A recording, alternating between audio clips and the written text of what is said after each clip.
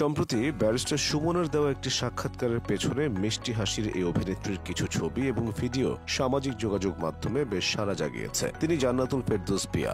নামটা অপরিচিত লাগতে পারে, তবে পিয়া জান্নাতুলকে সবাই চেনেন। পিয়া জান্নাতুল একাধারে একজন মডেল, অভিনেত্রী এবং আইনজীবী। মডেলিং দিয়ে বাংলাদেশের মডেলদের মধ্যে যারা নিজেদেরকে ব্র্যান্ডে পরিচিত করেছেন, পিয়া জান্নাতুল তাদের মধ্যে অন্যতম। শুধু দেশে নয়, বিদেশের মাটিতেও সমান তালে কাজ করেছেন তিনি। ঢাকা থেকে দিল্লি, মুম্বাই, ব্যাংকক থেকে মিশর, প্যারিস থেকে হাঙ্গেরি, এমনকি নিউ ইয়র্কের মঞ্চেও ফ্যাশনের উষ্ণতা ছড়িয়েছেন লাস্যময় এই মডেল।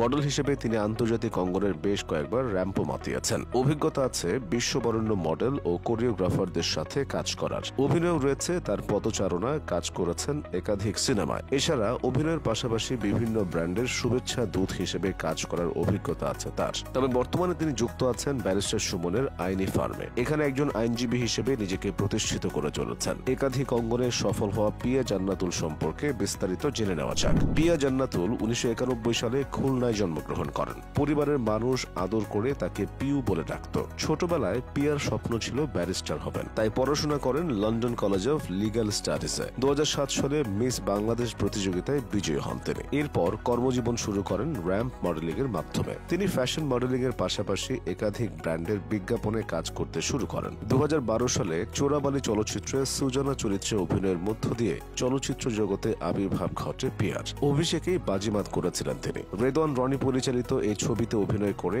কাছে দূরের সবার থেকে পেয়েছিলেন প্রশংসা।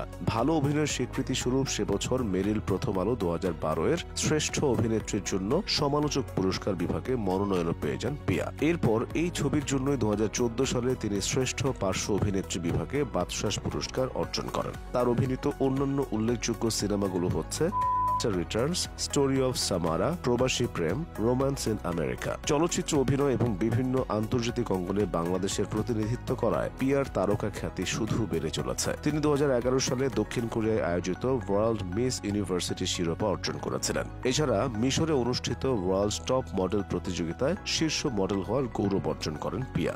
সফলতা এবং সুনাম লাভের পর 2013 সালে বাহরাইনে আয়োজিত ইন্টারন্যাশনাল প্রিন্সেস প্রতিযোগিতাতেও অংশগ্রহণ করেন তিনি। একই বছর বাংলাদেশি ব্যান্ড শিরোনামহীনের আবার হাসি মুখ গানের মিউজিক ভিডিওতে তাকে দেখা যায়। ব্যক্তিগত জীবনে পিয়া জান্নাতুল বিবাহিত, তার একটি ছেলে সন্তানও রয়েছে। কর্মব্যস্ততার মাঝেও লেখালেখির অভ্যাস রয়েছে পিয়ার। এদেশে তারকারা নিজেদের আত্মজীবনী মূলত অবসরে যাবার সময় বা বৃদ্ধ বয়সে লেখেন। পিয়া এখানেও ব্যতিক্রম। নিজের স্ট্রাগলের গল্পগুলো তিনি তুলে ধরেছেন নিজের লেখা প্রথম গ্রন্থে।